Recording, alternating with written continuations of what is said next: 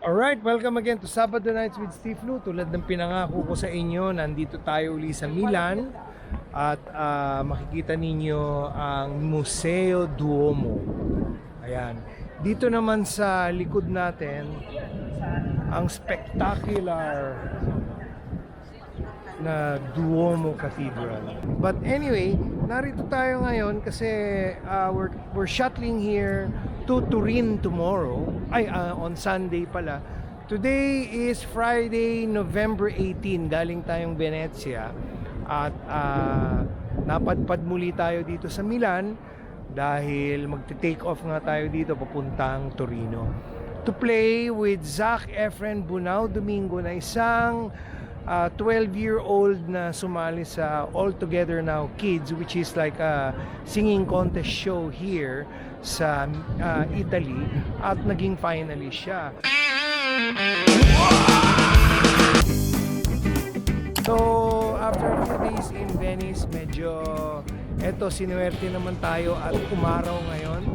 Lumabas ang araw kaya narito tayo para and we're going to have a dinner with our good friend Eileen Galizia, and hopefully tomorrow may chance tayo, pupunta raw kami ng flea market to see what's in store there.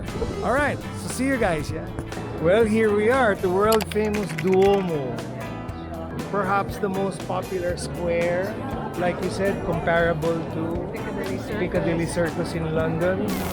So inabutan pa natin yung daylight, so we're very lucky after catching the train today from Venezia. I was just looking around and having been, just come from Venice, now here in Milan, and next Rome, and then I've been to Florence on other occasions.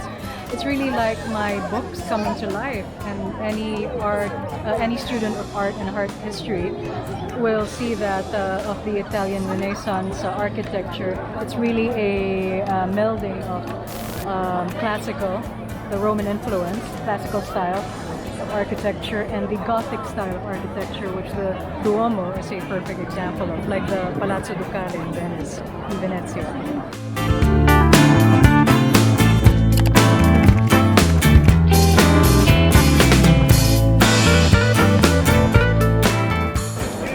Ciao Milano! Here we are at one of the most astoundingly beautiful buildings I have ever seen.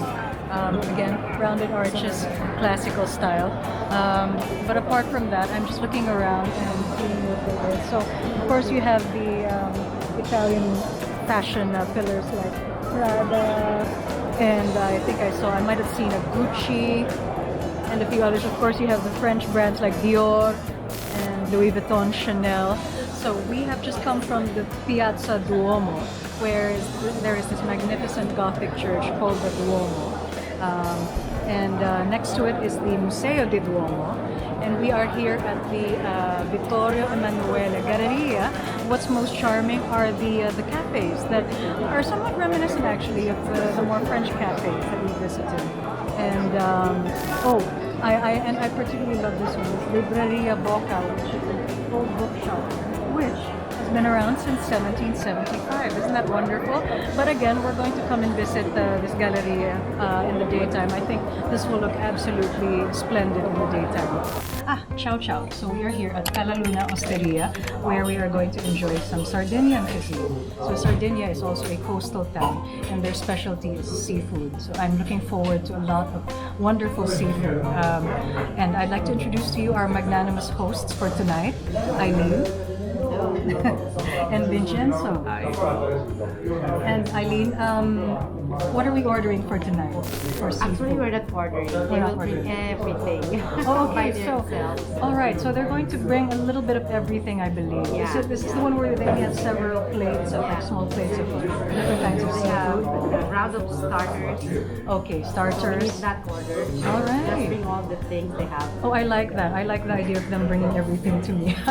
Okay, this is my kind of place. And to cap that off, we're having a bottle of really lovely white wine. And Oh, actually here is one of our first dishes. These are the gulite. Oh, that's exquisite. Yeah. And this is anchovy. All raw. Yeah, anchovies, raw fish. Oh. Okay, so this is all raw. So cooked in the style of, what do you call it back home? Like kilawin. Gazpacho. Gazpacho. Correct. Wonderful. Tuna and spada. So come find Cala Luna Osteria at Porta Venezia.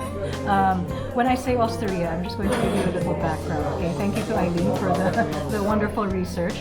So it looks like an osteria is akin to or comparable to an inn, like an English pub or inn from the medieval times, where you would stop over, have a drink, feed your horses, maybe get to some nighttime activities. I won't get into too much nitty-gritty about that, but it's akin to something like maybe the petrol stations nowadays, where you could fill up your car and then you feed yourselves. And then I think it probably slowly evolved into what is known as a trattoria that serves everything from all the specialties from specific areas all around Italy. So less expensive than a typical restaurant. So you get a lot of good value. But again, here in Italy, I've discovered that the ingredients are excellent. So you can really taste all the flavors of the fresh ingredients. They don't cover anything up. You can taste all the exquisite flavors. So we've had octopi, like baby octopus. Octopi, excuse me, in what do you call it? The polentina, which is a very smooth. Is it a grain? Polentina. Same. How would you describe it? Corn. Oh, it's corn. So it's a paste. It's like a thick paste made out of corn flour, and the baby octopi. Yummy, absolutely yummy. What else do we have? And we have the fried anchovies. Very simple, fried in breadcrumbs, and you can taste the fish as it was meant to be, right out of the sea. Gazpacho. Started out. And speaking of anchovies, we also had the gazpacho earlier. So we had anchovies in vinegar, we had salmon, tuna, swordfish, and what is that other fish that you mentioned? Brancino, which is, according to Eileen, is very similar to rabangos, but is a saltwater fish. Pane curacao. So it's a very simple bread made out of a special kind of flour, semola flour. So it's not your ordinary white flour, which is very fine milled, very smooth. This is a little bit grainy, a little bit gritty. It has more of a mouthfeel, and it's crispy. And just a drizzle of olive oil. Very simple, very pure, and elegant. I think somebody once said that simplicity is elegance. So the food we're having so far is extremely elegant.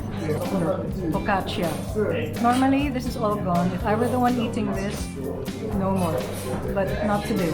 We have maybe several more courses to go. 12 all in all. So I'm saving my stomach for the others. Flaming octopus with potatoes. Okay, so here is one of our other dishes. Yes, it's almost like a salad, but this is my kind of salad. You know, not just boring old vegetables. And the wine is a Sardinian wine. This is the Vermentino di Sardinia. Very Local wine. Vermentino di Sardinia. I love it. It's just So it goes well. flows off the top. We ordered two kinds of first plate. One is pasta, the Sardinian spaghetti. Those are small, round pasta, which they will prepare for us with lobster, and the risotto with zucchini, mushroom, and scallion. You've been going here since you first moved to Milan, and that's over, 20 years ago? In 1995, I was here eating the same thing. Same thing, same owner. Yeah. Only one of the servers here is the original. Yeah, still working. Imagine The that. place has been renovated. Okay. But going back to the owners, we were asking him about the osteria, like what is an osteria, and he said so it's like home. So it's like, I think he put it in a very beautiful way, where he said that it's as if he's inviting us into his home and serving us food from his own home, cooked in his own kitchen. And this is Mocha. He is the owner of Cala Luna. Signore. Best restaurant, seafood restaurant in Milan. Kepi, sardine, elastic shell. Soto, scampi porcini. Or the little cousin of the lobster. Oh well, I guess you'll have to drink it now. No returns. Grazie, signore. Ito talaga.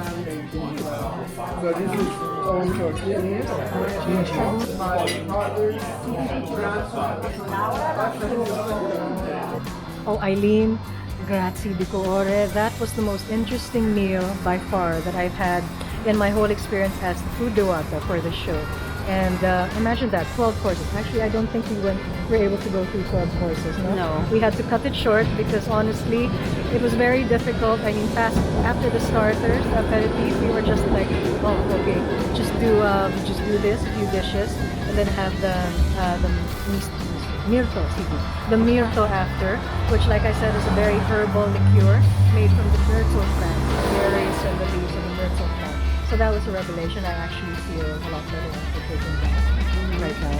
And I'm looking forward. I think I will have a very good sleep tonight, which I need. Thank you so much. Grazie Calaluna, Osteria, for the wonderful experience. Grazie Marcello and all the wonderful staff. Wonderful service as well. And again, I'm certain we will be coming back here whenever we are here in Milan. Buongiorno. Welcome to another day in Milan. Narito tayo ngayon sa flea market sa San Agustino. This was recommended to us by our dear host, Eileen Galicia. And sabi niya, you have some really, really good bargains here in this flea market. And true enough, there are so many stalls, apparently kilometers long daw ito. At maraming ang mga 10 euros for blouses and pants. May mga jackets na 5 euro lang. Actually, meron tayong mga nakitang mga leather jackets. They look used, but real leather. For 10 euro, 15 euro. Tempted tayong mamili. Pero sa totoo lang, wala na tayong paglalagyan sa maleta. Kaya patingin parang SM na lang tayo. There are also some shoes for 30 euro. They look very good. Para siyang Clarks. Undies for 3 euro. Pero ang daming tao. There's some really good bargains here, and like I said, we're really tempted. Kanya lang, wala na nga tayong paglalagyan. At this is according to Eileen, kilometers long. So I'm just showing you a little bit of it. Marami rin tayong mga kababayan dito. Ganda ng mga sapatos.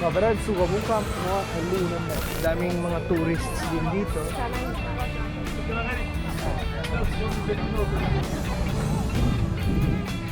Now we've reached an intersection here where it goes all the way down this centro and all the way down there, and then it is nagtiti siya na pag ganun intersection. And pangatlong intersection na to at mukhang busy pa rin. Here it's now more plants and fruits. And kitchenware. Doon yung fruits, may bread, doon. Makikita ninyo maraming mga vans na nakaparada doon sa gilid. So ganun yung ginagawa nila. Siguro magang-maga pa lang. Napunta na sila dito to secure their locations, their park. Each stall is has an adjacent van. Tapos from the van sinicure na nila, parang back room nila yon, parang storage area. Para na rin siyang divisoria, except medyo malamig. So there's a lot of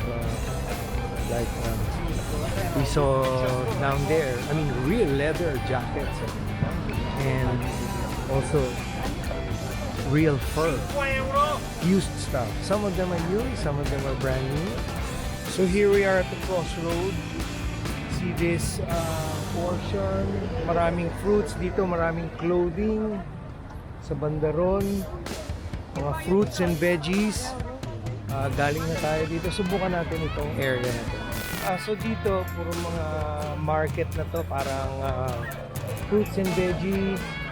Meron din cheese truck because they sell all kinds of cheese.